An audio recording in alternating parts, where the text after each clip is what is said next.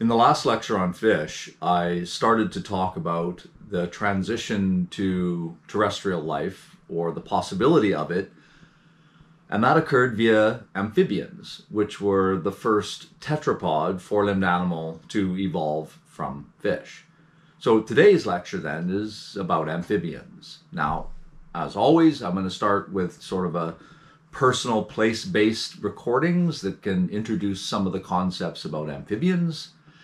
Turns out I don't have nearly as many video recordings of amphibians as I do of all of the other taxonomic groups that I talk about. So this introductory part will be relatively short. But I was able to combine a bit of footage from my house here in Quebec with our cabin in British Columbia and illustrate some of the concepts based on some things I recorded last year and a little bit of new stuff that I recorded this year. So let's watch that first, and then we'll give the more regular part of the lecture. This first video was taken 15 or so years now, outside the house I used to own in Lachine, which is one of the suburbs of Montreal. And there was a canal outside of our house, and in the spring and summer, the bullfrogs and other frogs would all be staking out their territory for mating. And of course, when you have young kids, it's irresistible to try and catch them. What, honey? Can I hold the frog? The what? Frog. Be gentle. Don't squeeze them too hard. What do you think? I love him. Do you like him? Yep. Why? Because he's cute. He's cute. Why is he cute?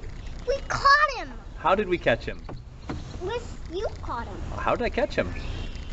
Okay, show me how you let him go now, back in his home. Oh, and there he goes. And what do you say to him? You're welcome. The most ambitious frog in the world. No matter how many times he bites that bobber, he's convinced it's food. Or maybe he thinks it's competition. There he goes, wait. Oh, there he's got it. Oh. Oh, there he's got it. I do have a little bit of content of amphibians from my cabin, and that's primarily because in the midsummer, all of the toads, the boreal toads that have reproduced in the small ponds and swamps around the river, all emerge from their little ponds and essentially seem like they're taking over the world because they're just everywhere.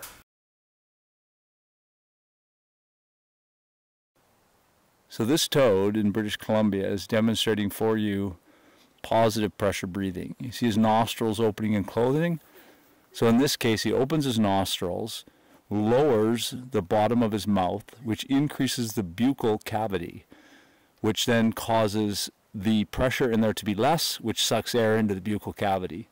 Then he closes his nostrils, pushes the bottom of his mouth up, which increases the pressure in the buccal cavity by lowering the amount of space, which then forces it into his lungs. A wood frog from Edmonton, Alberta, which is really far north. And so, fun fact, these frogs are able to completely freeze during the winter. So they freeze during the winter and thaw out in the spring and go on living their lives. So wood frogs are found way further north than any other amphibian species. So I wanted to try and get a little bit more content from places connected to my own life with respect to amphibians, because I have lots and lots of pictures, but as I said, relatively few videos. So I started calling all the family members and saying, hey, can you go out and film some, quickly, I need it today, can you film some amphibian content for me?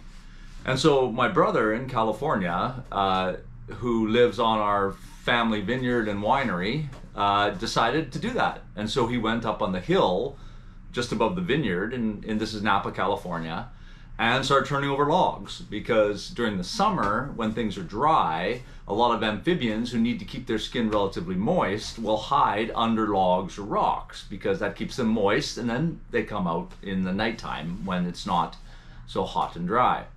So he started turning over logs and saw this rough-skinned newt. Rough-skinned newt. Now, it turns out that's really cool, and I'm really glad he filmed it, because I have some content coming up later on about rough-skinned newts and the degree to which they are toxic, and about the coevolution of these rough-skinned newts and the snakes that eat them.